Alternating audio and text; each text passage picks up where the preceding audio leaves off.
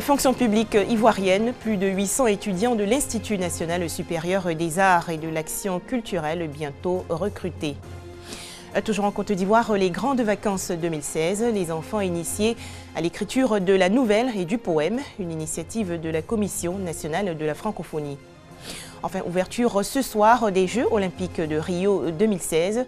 Dans cette édition, nous allons découvrir le village olympique, une infrastructure hébergeant toutes les délégations.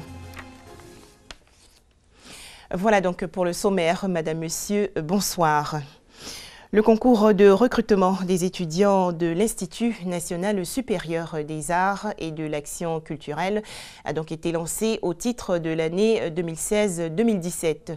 876 postes budgétaires repartis entre enseignants de collège et du lycée. Cela concerne les disciplines de musique, théâtre et arts plastiques. Cette information a été rendue officielle par le ministre Maurice Kwaku Bandama lors d'une conférence de presse. Le reportage de Perpétue Pan et Herman Niamia. 876 postes budgétaires pour les étudiants de l'Institut national supérieur des arts et de l'action culturelle INSAC. L'information est du ministre de la Culture et de la Francophonie, Maurice Kwaku Bandama.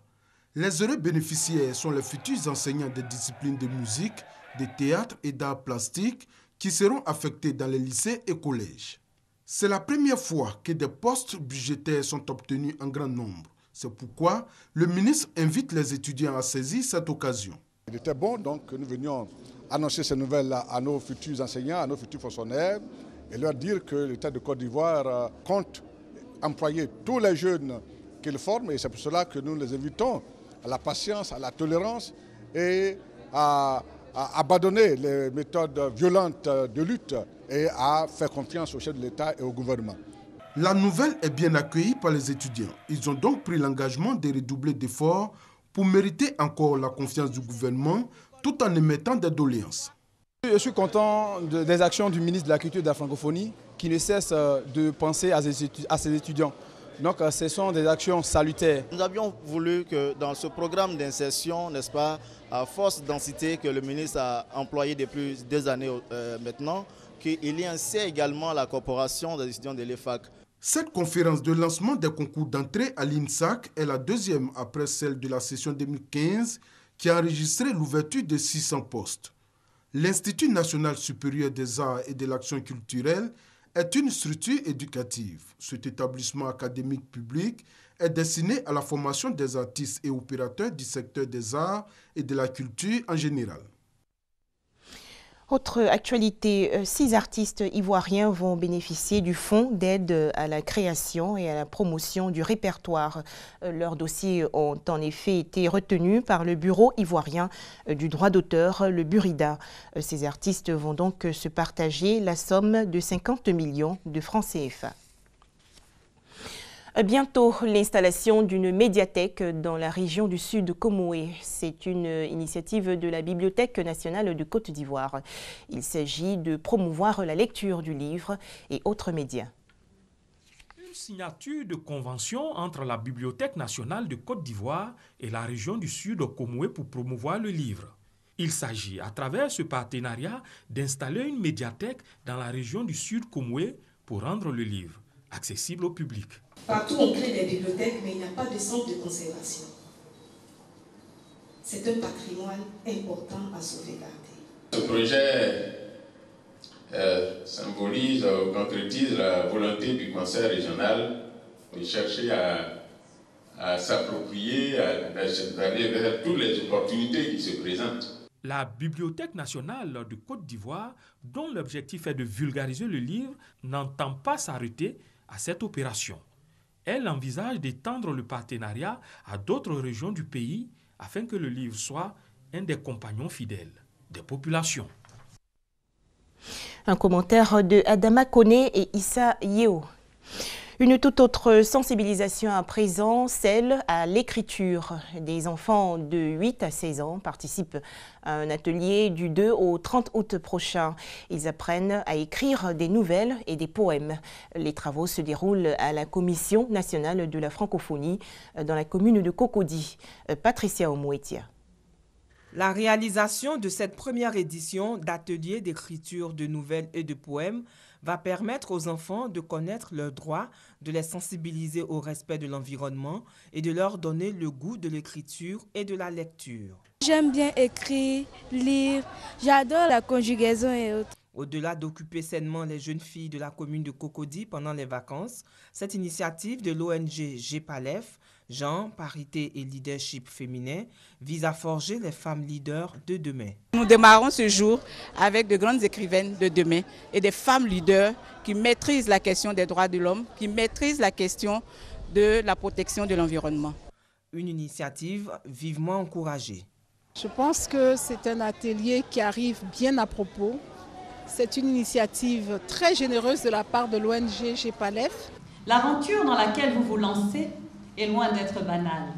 En effet, écrire est un exercice d'audace et de courage. Sachez aussi que la réussite est basée sur des valeurs cardinales que vous devez cultiver sans relâche.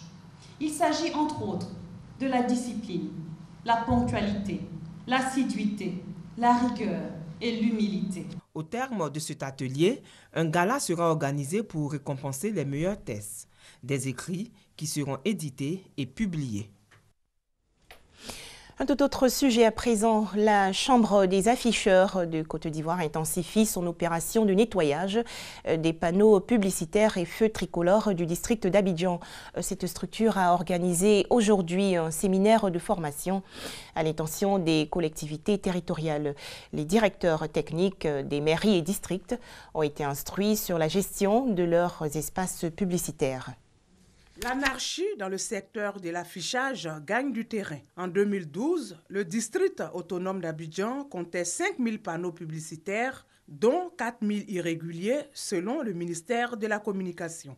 Pour assainir le secteur, la Chambre des afficheurs de Côte d'Ivoire a organisé un séminaire de formation destiné aux directeurs techniques des collectivités territoriales. On a constaté que les panneaux prennent leur source sur un territoire.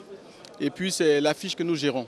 Et évidemment, de ce fait, si on ne sensibilise pas les acteurs réels sur les enjeux de la modernisation, on risque d'être dans des visions qui ne peuvent pas s'appliquer. La rencontre va permettre une meilleure connaissance du décret réglementant l'affichage publicitaire pris par l'État de Côte d'Ivoire depuis 2007. Ce décret porte sur les différentes étapes pour l'implantation d'un panneau publicitaire, la qualification pour exercer l'activité et les différentes catégories d'affichage. Une action bien appréciée par le ministère d'État, ministère de l'Intérieur et de la Sécurité et celui de la Communication. L'importance économique du secteur de l'affichage publicitaire n'est plus à démontrer. En 2000, des investissements réalisés au plan mondial dans le secteur de la communication publicitaire dépassaient les 10 000 milliards de francs CFA. En invitant ce séminaire de formation à l'endroit des directeurs des services techniques des communes et des acteurs du secteur privé de l'affichage publicitaire, vous posez un acte majeur qui contribue à la réalisation de l'un des axes stratégiques de la politique du gouvernement définie par le partenariat public-privé. Des prix d'honneur ont été décernés à plusieurs personnalités pour leur engagement à l'embellissement des villes et communes. On faisait donc le point avec Aurélia Droukoula et Grace Kando. Des arrestations au Nigeria. 7 personnes ont été interpellées pour avoir fourni 9 tonnes d'explosifs et des détonateurs aux séparatistes nigérians des Vengeurs du Delta du Niger. Depuis février dernier, ce groupe d'indépendantistes a revendiqué une série d'attaques d'infrastructures pétrolières dans le sud du Nigeria. L'opposition tchadienne brave le pouvoir. Elle a en effet décidé aujourd'hui de maintenir ses rassemblements prévus demain, samedi 6 août, et après-demain, dimanche 7 août. Les autorités de N'Djamena avaient pourtant interdit récemment les manifestations contre l'investiture du président Idriss Déby Itno le lundi 8 août prochain. Jeux olympiques de Rio 2016, la cérémonie d'ouverture aura lieu ce soir, vendredi 5 août à 23h GMT. Un événement à suivre en direct et en intégralité sur votre chaîne RTI 2. Justement, dans le cadre de cette 31e édition des JO, une infrastructure a été créée pour accueillir et héberger toutes les délégations. Il s'agit du village olympique que nous découvrons maintenant avec Sébastien Ouénien du service sport.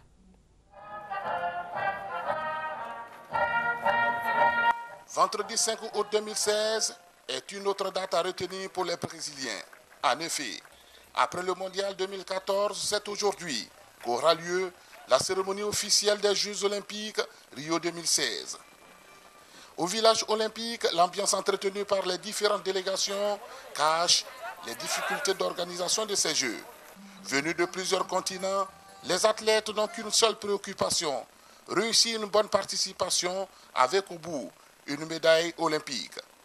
Présente à ces Jeux, la Côte d'Ivoire, par la voix de Meïté Ben Youssef, veut se faire plaisir.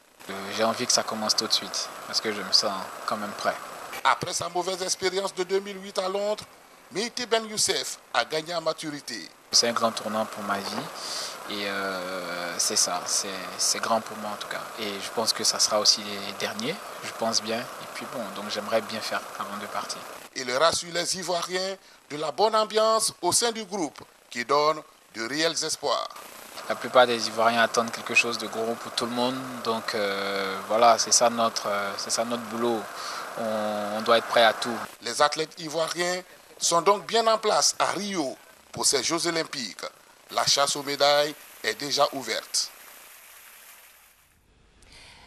Et pour ces JO 2016, à suivre également de très près les réalisations sportives de la nageuse népalaise Gorika Singh.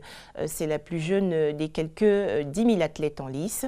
Gorika Singh n'aura que 13 ans et 255 jours quand elle va plonger dans le bassin olympique ce dimanche en série du 100 mètres d'eau. Là encore, il est question de sport et je vous invite à découvrir une académie de danse. C'est en Namibie. Cette école promeut la danse contemporaine comme choix de carrière viable. Un ballet sur l'histoire d'un homme abandonné par son ombre. Ce spectacle est une occasion rare de voir de la danse contemporaine à Windhoek. La culture namibienne compte de nombreuses danses traditionnelles, mais les styles modernes peinent à émerger. Une jeune troupe veut professionnaliser les danseurs contemporains. J'ai toujours dit que je ne voulais pas devenir professeur de danse. Mais j'aime le moment où le bras de quelqu'un va de là à là. J'aime le moment où quelqu'un projette son énergie en dehors de soi, au lieu de tout garder dedans. Le moment où quelqu'un d'autre parvient à changer comment se sentent les gens dans la salle. Pour moi, c'est passionnant.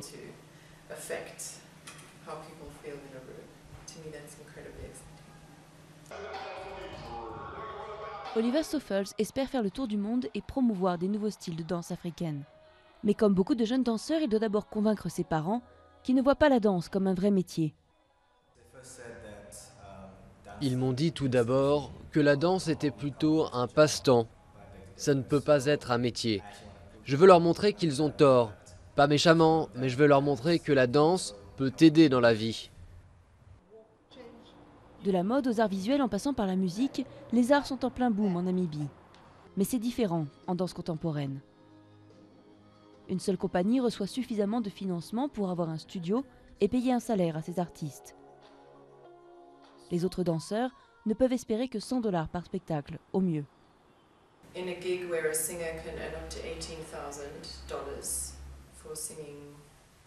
Les danseurs travaillent sur des projets cas par cas.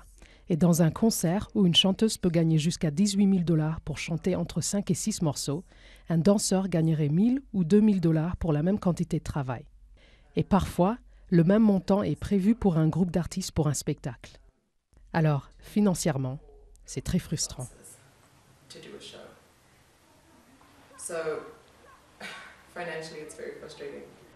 La compagnie First Rain Dance espère un jour pouvoir employer ses danseurs à temps plein. En attendant, elle se consacre à la promotion de la danse contemporaine pour que plus de jeunes aient une chance de faire carrière. Voilà, merci de nous avoir suivis.